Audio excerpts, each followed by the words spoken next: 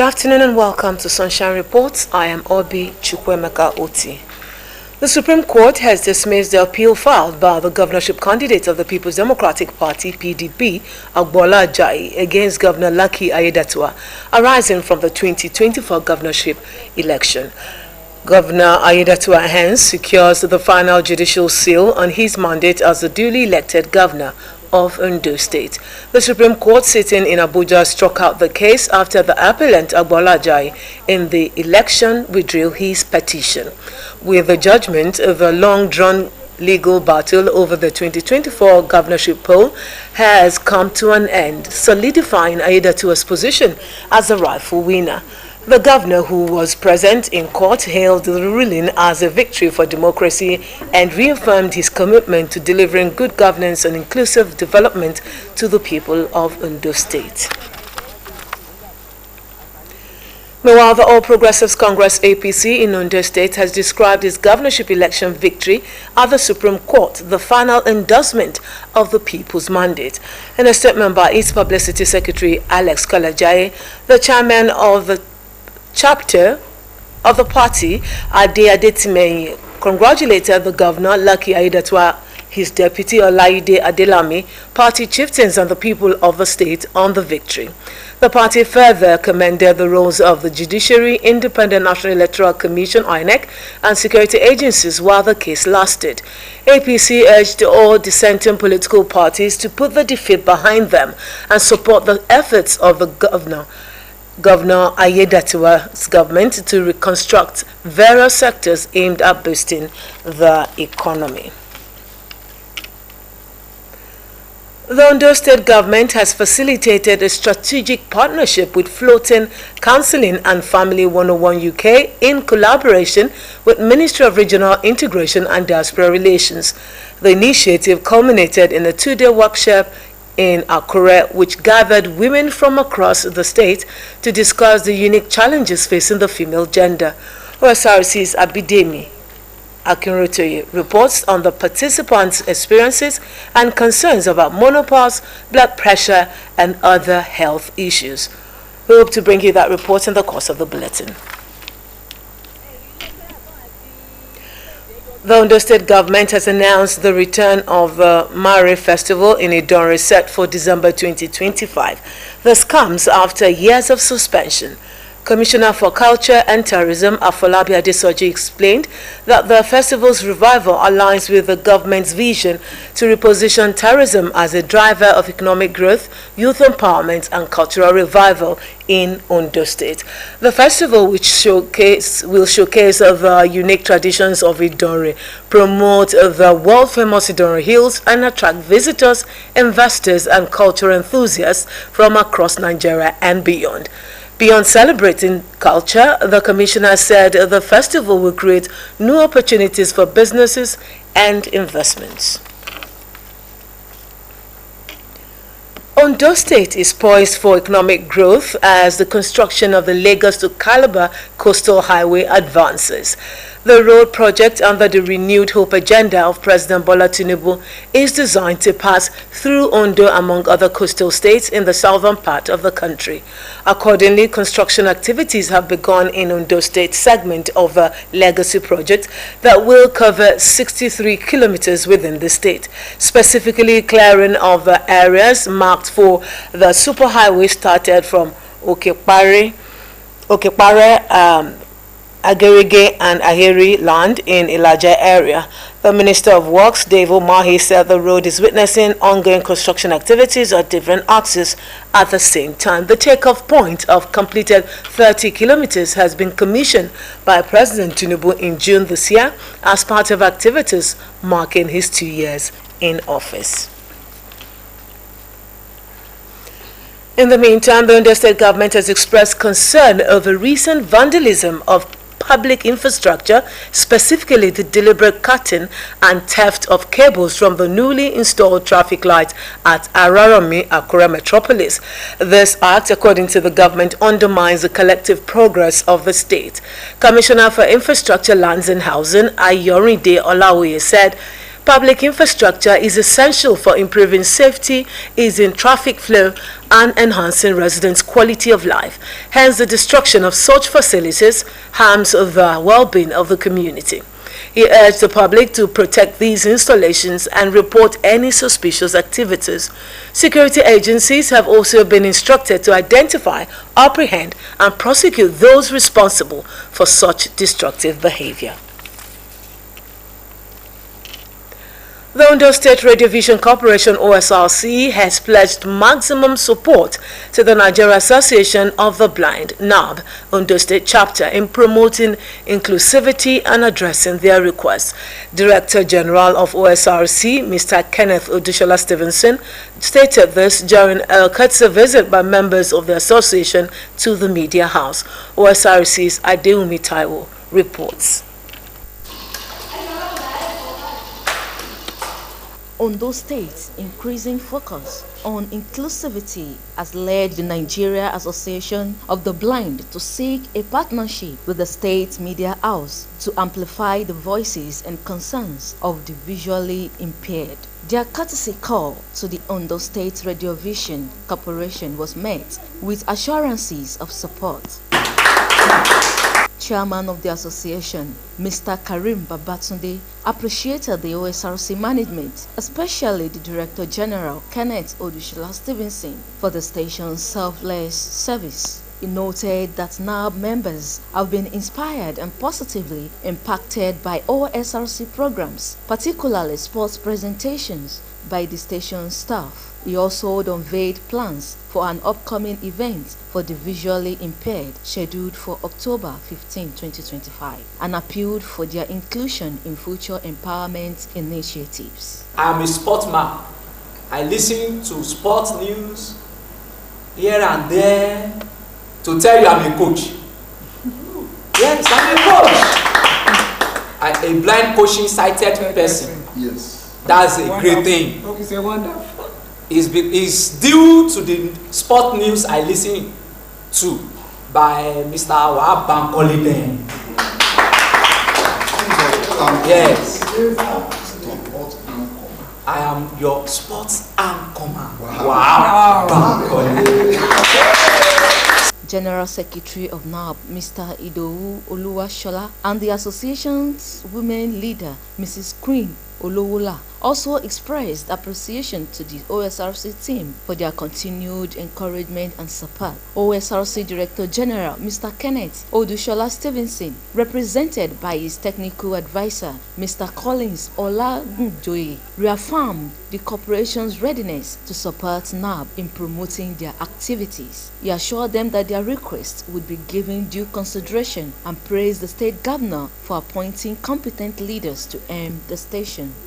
It inspires us to reaffirm our commitment to inclusivity and, of course, empowerment. How do we go about breaking these barriers?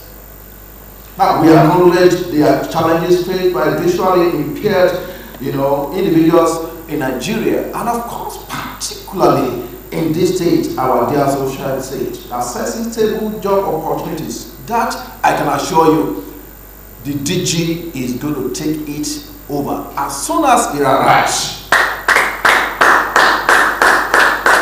As far as this state is concerned, every of your program that is going to be coming forth any moment from now, I think in October, right? Yes. The soccer, whatever thing you name it, I know the DG has already given approval and that will be communicated accordingly.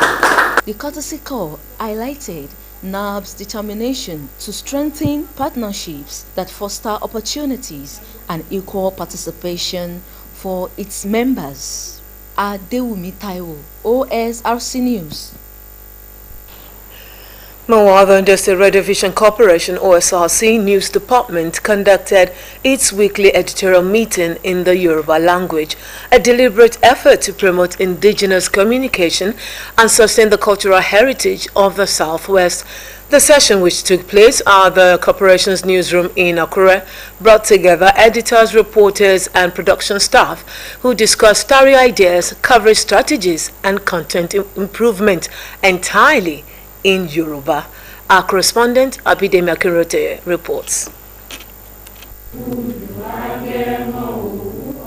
Editorial meetings are the heartbeat of every news organization.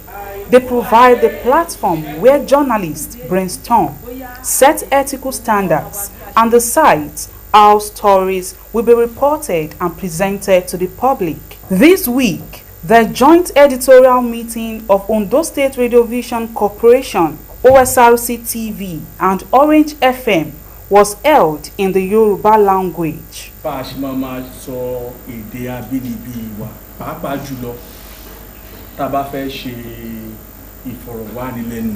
This development comes against the backdrop of concerns that Yoruba, once a dominant means of communication across the southwest of Nigeria and even parts of West Africa, is gradually losing ground, especially among younger generations who often prefer English in daily interaction. Without deliberate efforts, the language could face extinction within decades.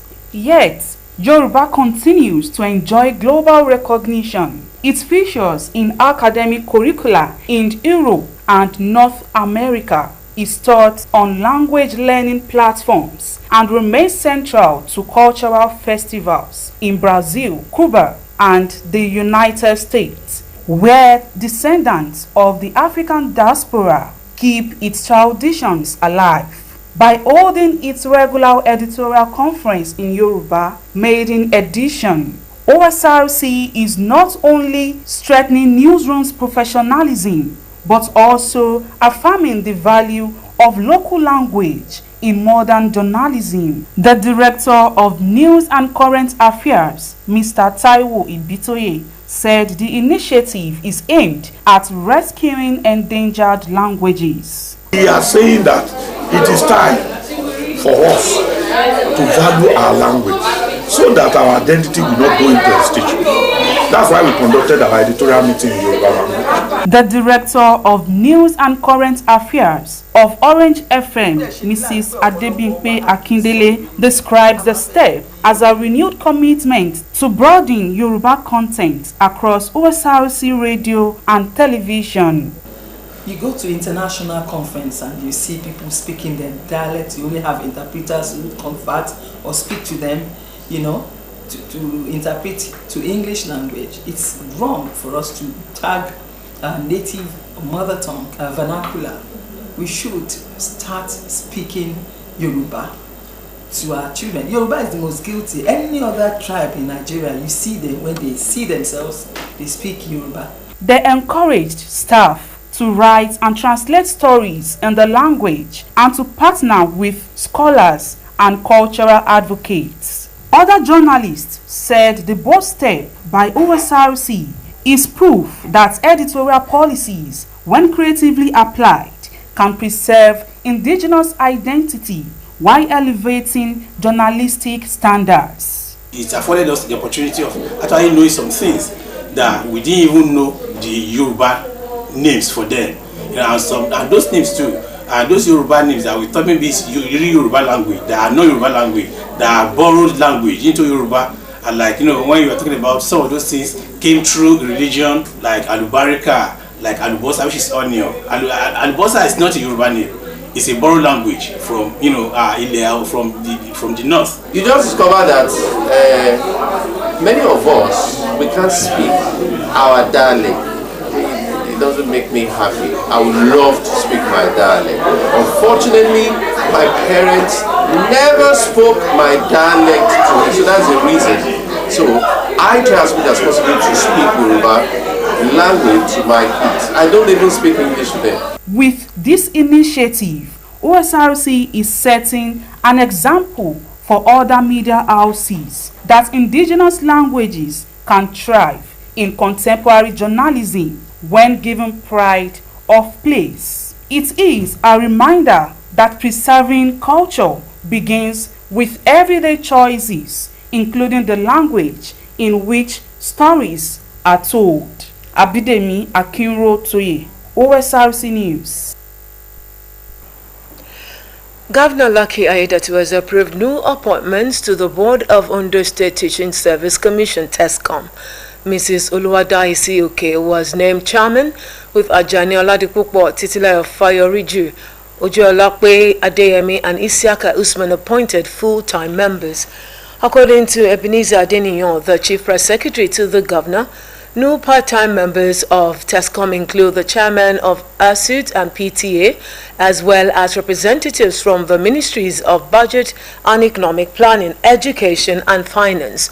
Also, the Governor's Senior Special Assistant on Information Technology, Tomide Akinribido, has been appointed Executive Chairman of Ondo State Information Technology Agency, SITA.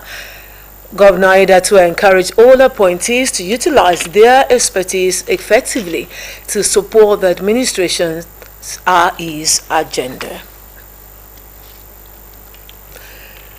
Reactions are trailing the Supreme Court's victory of Governor Lucky Aiyedatiwa as the democratically elected governor of Ondo State. The victory follows the withdrawal of the petition by former deputy governor and 2024 governorship candidate Agbola Ajayi of the People's Democratic Party challenging the result. Residents have congratulated Governor Aiyedatiwa, noting that further court cases were unnecessary after he won in all 18 local government areas during the election. Once there is sincerity in the outcome of the result and it is declared, there's no need going to court. But if the people who are debating for, maybe they have questions concerning the result as to whether it is proper or improper, so far we are still in a democracy. I don't think there's any shortcut to dissuade people from going to court. Let's go to court. Well, all sincerity and uprightness, I think the judges will still uphold the results. Normally appointed, you can see, even the governors, the president, the National Assembly, the senator, they all went to court. And they will declare maybe the other person won out the election. So but I know, if INEC can somehow to have our democracy, yes. So because it remains today.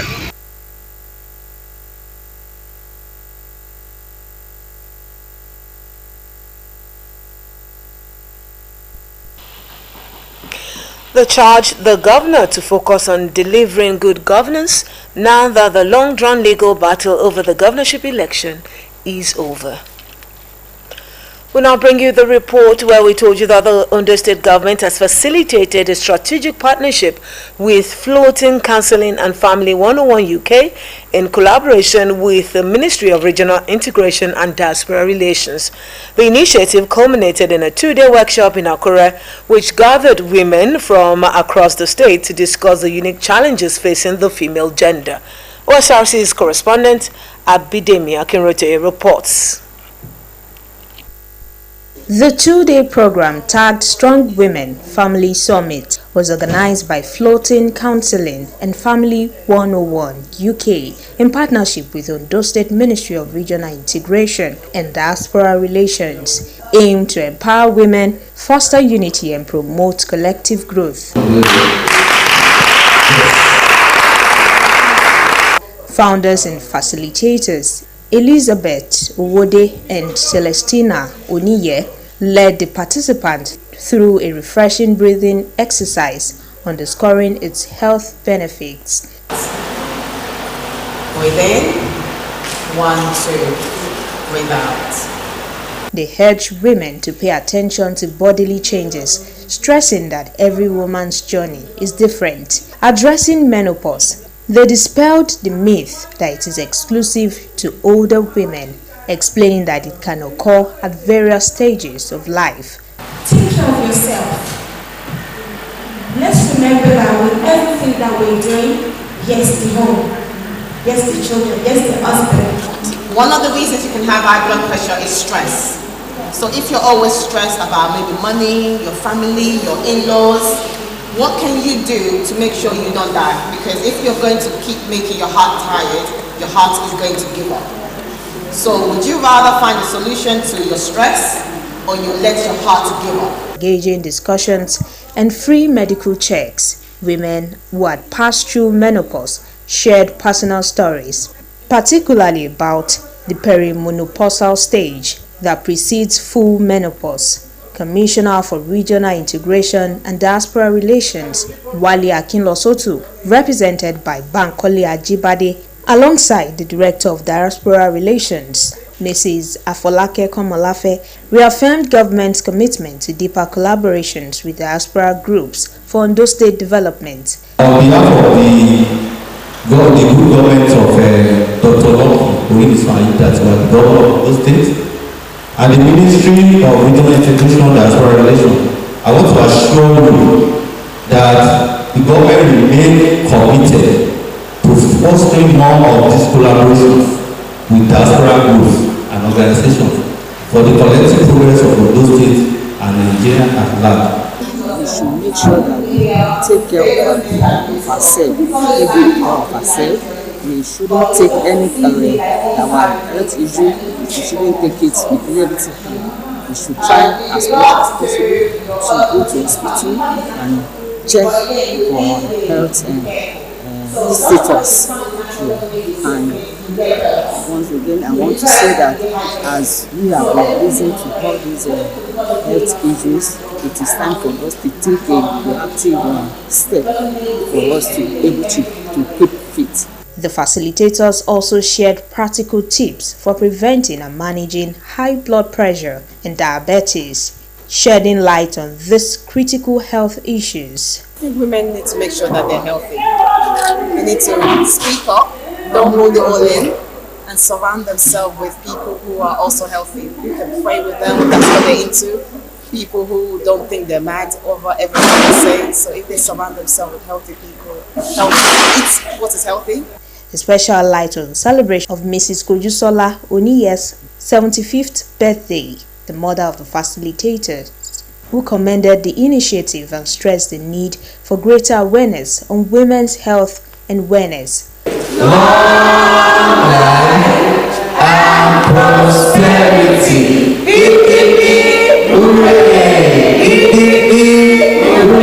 Pledging to sustain the momentum, the organizers promised that the workshop will continue in Ondo State and across Nigeria. And definitely not just in Ondo State, so we'll be contacting other diaspora offices in other states as well. The Ondo State government has also expressed readiness to support the initiative, which strengthens the bond between the state and its diaspora community. As a key takeaway, women were encouraged to prioritize their health through regular medical checkups and attentiveness to bodily changes, ensuring lifelong wellness.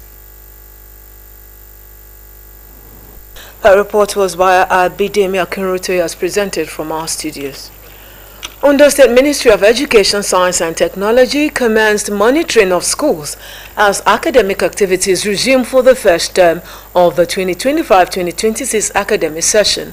Ondo State Commissioner for Education, Science and Technology, Professor Igbekele Ajibefun, announced that the ministry will intensify efforts in promoting schools to ensure effective operations.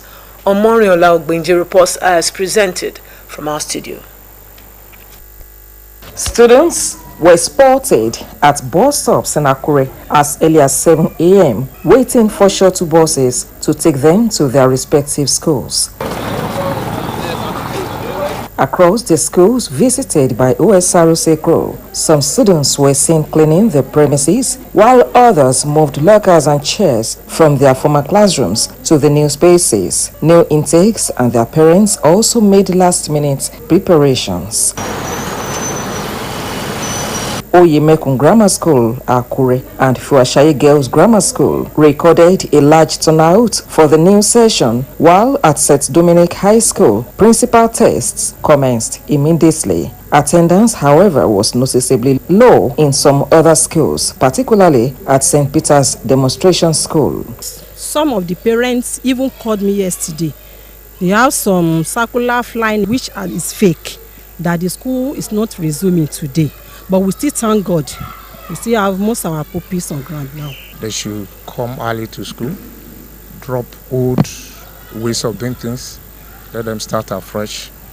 The future of this country lies on their hand. So I will make sure pupils that are left, that will bring them back to the school. And I pray that God will just help me to achieve my aims. But I have a lot of plans for the school. To the parents, they should make use of this opportunity and enroll their wards or their children in all the public primary schools across the 18 local government, across the state. School administrators expressed optimism that the 2025-2026 academic session will be both impactful and rewarding for all learners. According to them, teachers had resumed a week earlier to prepare the schools for academic activities. Although this We sincerely apologize that that's the much we can take on that report. And with that, we conclude Sunshine Report. Many thanks for your time. Good afternoon.